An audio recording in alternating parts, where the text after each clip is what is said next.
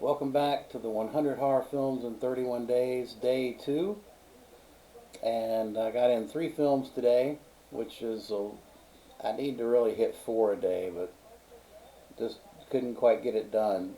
Today's theme was flashback horror, and the subset pick was Last Night in Soho, which I've been looking forward to watching that film quite a bit. Um, the first film I watched today was Dr. Lamb, 1992, which is a Hong Kong Cat 3 film. I really have gotten into these Cat 3 films. They're bonkers. Most of them are just off the wall crazy shit. I mean, really, the untold story kind of got me into it, but apparently Dr. Lamb was one of the films that I believe inspired uh, them to continue on and make Danny Lee produce what I'm talking about. Danny Lee, who directed in this film, and he was the police inspector in this film. I think the success of Dr. Lamb kind of catapulted them into doing the Untold Story, which I think there's 3 of them. Dr. Lamb is loosely based on a Hong Kong serial killer who was a taxi driver. He'd pick up women, murder them, and then he'd take them back to his house where he lived with his family and mutilate them. I guess when they weren't there, obviously when they weren't there. Um, I read up a little bit about the guy. He killed 4 people, and then they caught him because he went to he liked to take pictures of his victims, and when we went to like the Kodak place to get, this is back obviously when they were developing film. He went to get the film developed, and the developer called the cops. That's kind of the real story. But in this film, um, this guy, basically the start of the film kind of tries to explain away the serial killer by saying he had these fetishes even as a child, and uh, and then it kind of transitions to about 15 to 20 minutes of the cops catch him and interrogate him, which in Hong Kong means we're going to beat the shit out of you till you confess, and that's what they proceeded to do. He finally does confess, and then the film is basically the second, third act of the film is reenactment of the murders and telling of the murders through flashback. Uh, so yeah, I mean it's an interesting film. I think it's really along the lines of uh, a serial killer character study. Yeah, it really just it's not a hunt for the serial killer because that's anticlimactic. It happens and it's done in the first half. This is really just kind of going into the mind, delving into the mind of the serial killer, uh, and it does a good job. I mean, I think the acting is fantastic in this. Uh, it's it's dirty, it's grimy. You know, the kills all happen at night. He's driving this taxi, and he has a penchant for killing people or his chasing his victims when it's raining. So that whole moody atmosphere really helps the film, I think. I was expecting it to be a lot more bonkers than it was, gory, or it really was not. It was very tame, and I actually watched.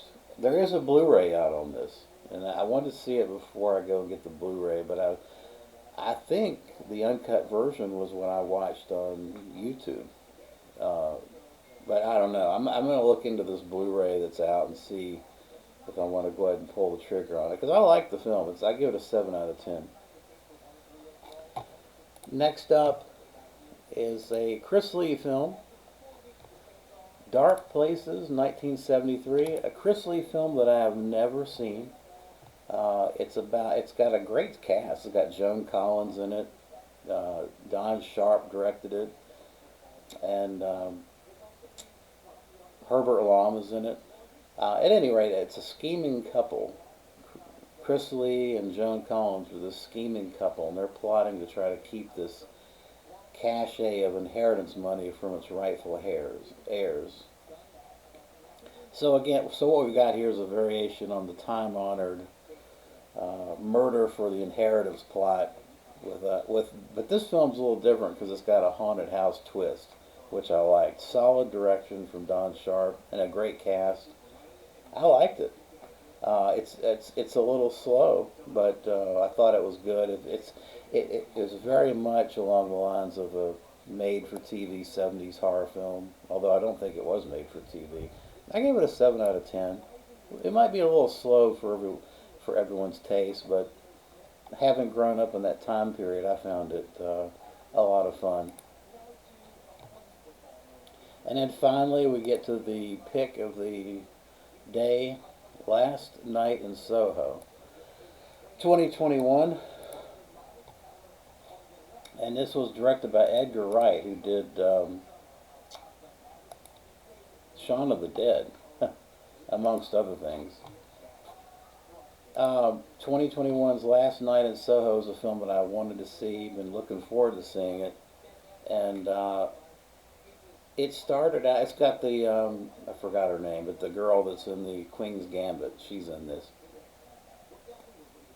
Um, so it's about a fashion designer, this girl that's obsessed with fashion, and particularly 60s London, that style and uh, that music, the whole shebang. She's so obsessed with it that she goes to London to study fashion design, and in doing so, she becomes embroiled in this strange, um, dreamlike world that catapults her back into the '60s. Uh, and you're not sure, honestly, whether all this is just a dream or fantasy, or whether she's living her life in this other girl or not. It's really interesting. It's a real psychological study, kind of along the lines of Repulsion, this Polanski film.